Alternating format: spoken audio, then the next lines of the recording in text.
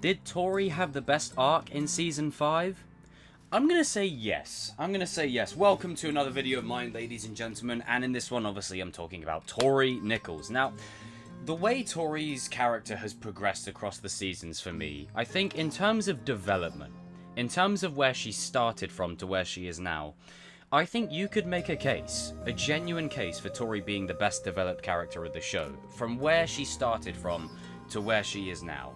And when she was brought into the fold of this show, I said that she was nothing short of a Saturday morning cartoon villain, and, you know, even had the "No mercy!" You know, even had that in there, and all that kind of crazy Saturday morning cartoon theatric.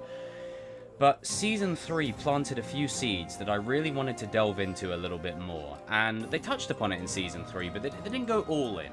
However, in Season 4, that was Tori's season right there. I really enjoyed Tori's arc that season, and I enjoyed it even more this season. I think Tori's arc across the last couple of seasons has been one of my favorites to watch, because Tori's character, not just in terms of how people can relate to her, but there's an affinity that Tori has. She's looking for guidance. She's looking for someone to show her the right way. And all she's known her entire life is to fight for everything and have, you know, in her words, fight for every inch of what's hers. And there's a scene that plays out in this season that I absolutely love, when Sam comes to talk to Tori, and then Sam immediately puts two and two together about Tori's situation. She sees her mum in the distance in the separate room. There's like food everywhere and, you know, clothes everywhere. It's very reflective, and I think that's gonna. I'll touch upon that in a video on Sam, but essentially, it touches upon everything Tori's been dealing with her whole life. She's been forced to grow up ahead of her years, and this is why I said her and Robbie's dynamic is probably the most natural pairing of any of the kid relationships, purely because they can understand each other on a deeper level that the other characters can kind of understand, but Tori and Robbie are very much exclusive to that kind of lifestyle, and they know a lot about it, which was paid off in Season 3 and then beyond. But Tori this season has a sense of conflict. She's torn between sticking to her truth, which was being the front face of Cobra Kai, leading the line, but then also she knows she's got the trophy only because it was bought and paid for. And one of the things I loved about her Season 4 arc was the build-up to the All Valley, where she said if she could just win that one trophy, then she could say that she'd done something. And some people will say, oh, that's unrealistic. I disagree. I think there's a lot of people in today's world who are just happy to win anything. And I think Tori's character really can drive home what some people go through, where a trophy is all they can achieve in their life, or all that they believe they can achieve. And what her arc was this season was, no, that trophy does not define you. You can be more. You can absolutely be more than just that trophy. And I think Season 6 going forward, I think Tori will be propelled to even bigger heights. But Season 5 was Tori's season for Cobra Kai. Yes, Kenny and Devon joined Cobra Kai and Kyla was still in there. But if you're looking for the one who's probably been in a dojo the longest, I mean, Robbie was in Miyagi-Do for 2 seasons, Hawk was in Cobra Kai for 3. So Tori is the only other character that's been in a dojo for that length of time. And Miguel has been with Johnny from the start of the show. So in terms of dojo loyalty, I think Tori is incredibly up there. She's loyal to Cobra Kai regardless of who's in charge. And I think this season, it really comes full circle with her putting her trust in the wrong people and getting the short end of the stick every single time. And then when her and Robbie have their little split and Robbie's like, okay, I'm done with you. If you're not going to leave Cobra Kai, then you know what? I'm done with you. You're on your own.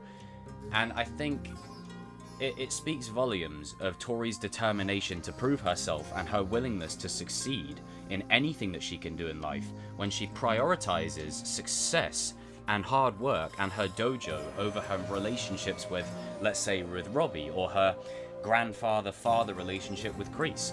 It's all put to the test this season, and Tori is isolated. She's alone. She has no one. There's no one in that dojo that can understand her whatsoever. And I really love Miguel's dialogue towards the end of the season, where he tells Sam, look, you have no idea what it's like to be in Cobra Kai.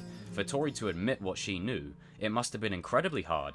And not just that, but Miguel was never that much around with Kreese and Silver, only a little bit during Kreese's return. He was mostly around in the Johnny days. So if he's saying that with that knowledge, just imagine how hard it was for her to come forward with all that information after having Kreese for a bit longer, and then Silver. It's got to be a real challenge, especially when you look at the background that Tori comes from, when Silver's promising, I will make you the face of this dojo. Like, he's pulling at her strings. He knows exactly what Tori's weaknesses are in this situation. He knows exactly what notes to play and exactly what to say to get Tori on board.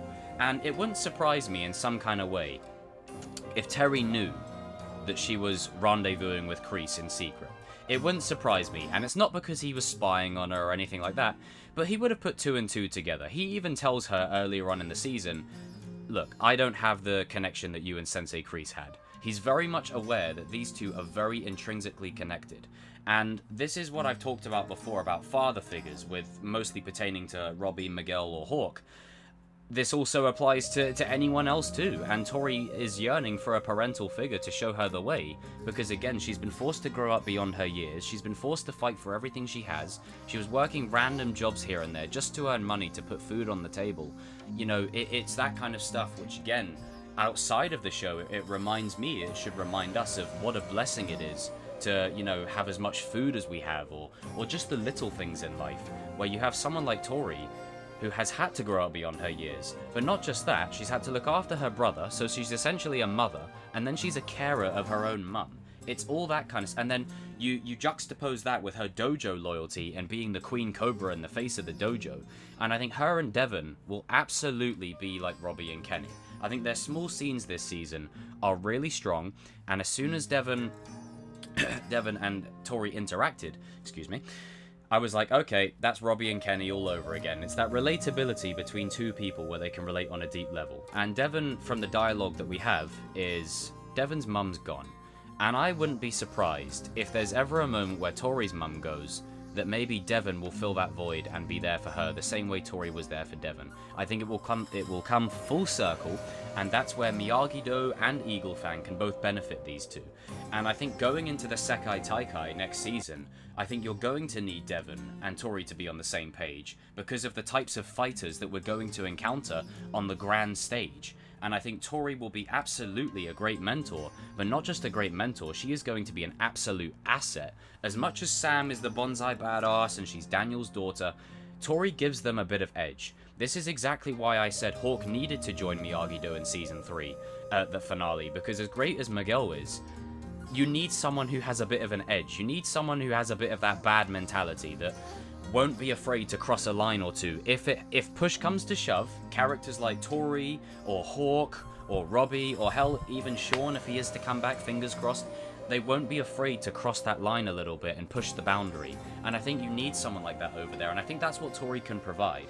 I think there's so many situations this season where Tori not just redeems herself, but she's seen through the harsh teachings of Cobra Kai, and that she'll continue to grow further into Season 6, and I think it speaks volumes when Miguel even says a word or two for her. She has come such a long way, and her level of maturity is absolutely insane. And it's just crazy when you look back at when she was first introduced to where she is now. It's awesome. Now, depending on how it plays out for the Sekai Taikai, if they merge gis, if they have Miyagi-Do and Eagle Fang have like a hybrid gi or something, who knows? We'll have yet to see. No doubt it will be Miyagi Fang and whatnot, so she'll probably just be in a Miyagi Fang gi.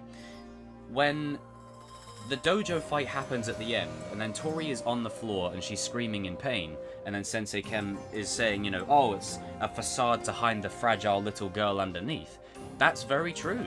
You know, the front that she puts on is because she feels like she has no choice. She feels like she has no choice but to lead the line and be tough. She can't be seen as weak. And whenever she is, it leads to problems, which is what Amanda tried to reach out to her in Season 4 for, to bury the beef and put it aside her. And shout out to Amanda, because that's what really set this chain of events in motion. And I really do sort of think that Robbie and Tori's arcs are very simultaneous. They kind of run in sync. And it's fully recognized when her and Devon are in the same position that Robbie and Kenny were in the last season. And I love it. I love that dynamic. I love that bond. I think it's great. And Tori is finally on the right side. And the reason I've done videos before about why Cobra Kai needs villains, Tori's not a villain. She's too conflicted. A villain is Sensei Kim. A villain is Grandmaster Kim. Villains are the Fist. Maybe Sensei Kim has a bunch of students for the Sekai Taikai. The characters like Tori or Hawk or Robbie, or even you could even make a case for Kyler, as much as he's a jerk. There's too much grey center there. There's too much conflict. They're not evil people. They're just people that have done things and are on the wrong side of the fence. And I think going into the Sekai Taikai, it will be very clear, okay, these are the good guys, these are the bad guys, and I think we're going to get a clear distinction on who's who. Now, as for Kreese and him getting out of the slammer and walking out of there, I'm interested to see what that bodes for the future dynamic between Tori and Kreese, especially because that was such a palpable bond. Dare I say it, the bond between Tori and Kreese is not as strong as Johnny and Miguel, but it's in the same kind of ballpark. Like, it's not stronger, don't twist my words, but it's in that same kind of ballpark. I think Kreese sees a lot of himself in Tori, and he sees a lot of potentially not just himself, but maybe Betsy, maybe a younger him. Like, he sees a lot of himself in Tori to a point where he wants to help her. But the only thing is with Kreese, as I'll touch upon in a video on him, is he has a very sick, twisted way of helping people. It's very, it's very unusual. But guys and girls, jump in the comment section down below. Let me know what you thought of Tori's arc this season. I think Peyton List's performance in this season was absolutely incredible. And when there is that scene playing of where they get her to break the stone, which as soon as I saw in the trailer, I was like, okay, that's stone. That's terrible. When she's trying to leave and the sensei's block her, that's basically child. You know, that's not legal. That's not legal at all. But Peyton's performance, when she gets the line of dialogue, I broke up with him because of this dojo, you bitch, and then slams the stone, the performance right there was absolutely stellar. And it is a prime example as to why I hate the fact that Cobra Kai gets looked down upon by people. When you have scenes like that are so well acted, so well written, and have so much deeper meaning to them than they're given credit for. Yes, again, it's not a deep storyline, but it's a deep story for the characters, and the characters are very rich and they're very relatable for a lot of people, and I think that's why Cobra Kai will stand the test of time. Guys and girls, I'll see you in the comment section down below, and I'm gonna throw it right back to an old school saying of Tory's, "No mercy!" Man, could you, Jesus, how far we've come.